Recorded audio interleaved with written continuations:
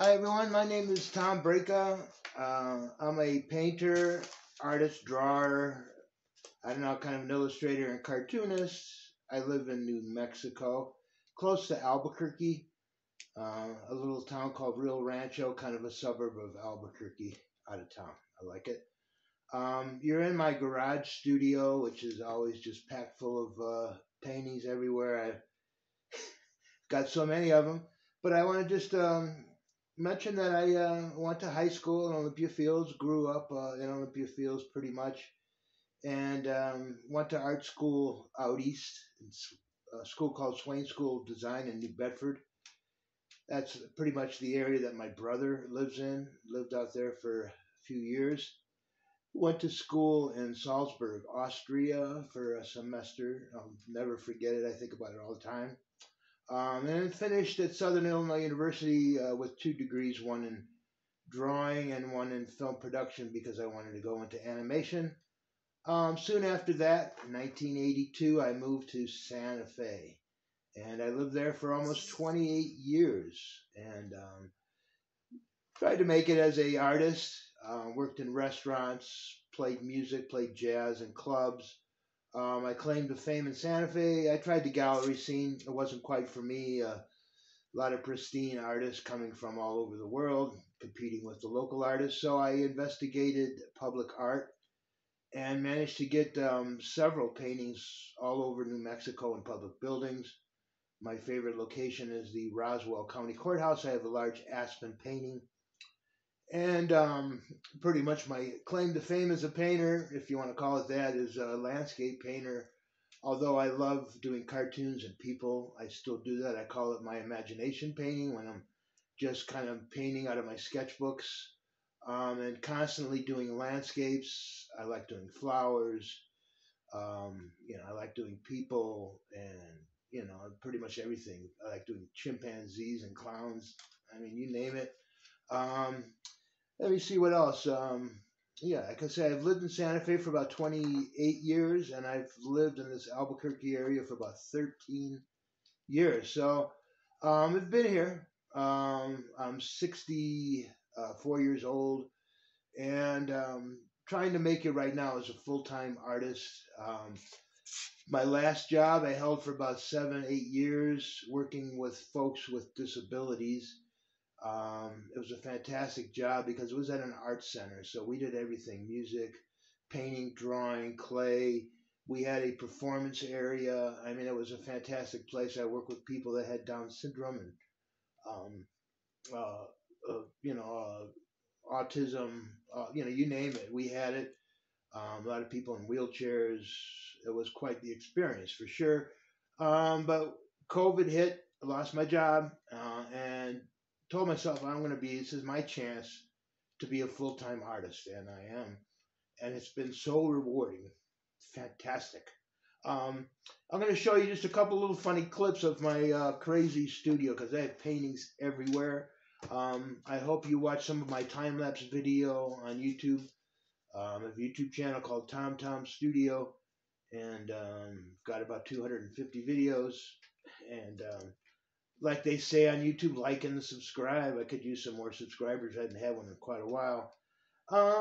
Anyway, I'm going to continue to make this video, and I'm going to try to make it entertaining since I have a film production degree. But I do like making these videos, and I make them just pretty much to document what I'm doing and working on. I'm working on so many things I forget. If I look at my videos, then I remember what I'm working on. Yeah, I've always got about 15 or 20 paintings in the works, and actually, when do you consider a painting finished? I don't know. So I often find a painting from a couple years ago, back into it, more skills, finish it, or try to finish it. So I'm going to give you a little studio tour. Excuse the mess. As you can see, I'm covered in paint. This is just my work clothes. So enjoy this video. Thank you, Carol, for giving me the opportunity to meet everybody. I hope this is a good little introduction to myself and my work. Thanks, everybody.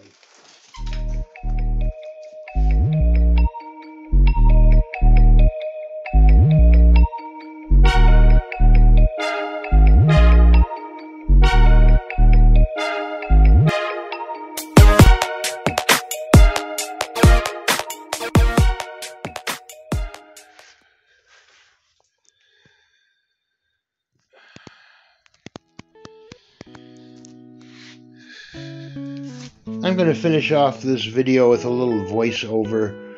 There's the Albuquerque mountains right there, the Sandias they're called. And then my son Brendan peeking over the top. Here's a painting of hills of New Mexico. I make this up. I sometimes use 2 or 3 references or 4 references. These were a lot of fun. I did copies of Van Gogh sunflowers, and then I wanted to turn them into my own, so I turned them into faces. As you can see with these close-ups, I use a lot of colors within colors, a lot of what I call layers, maybe, a lot of textures. I have stacks and stacks of these paintings. These are some of the ones I'm still trying to finish. So a little preview of all these things I'm working on, imagination paintings. Here's a good example of my cactus flowers.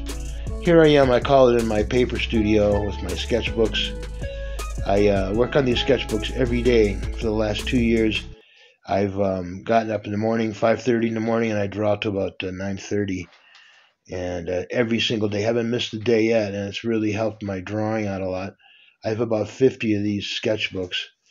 And this is where I draw, and after I kind of get things going in the morning, I move myself over to my watercolor table over here. I've got coffee in jars because I do drawing with coffee. I use a black watercolor pencil. Is my favorite thing to do. It's called Stabilo. It's really intense. Speaking of intense, I use Inktense watercolor pencils. And I have a watercolor kit that I add to and embellish. But I like to use the watercolor pencils because you can get lots of textures within the watercolors. So I'll do both.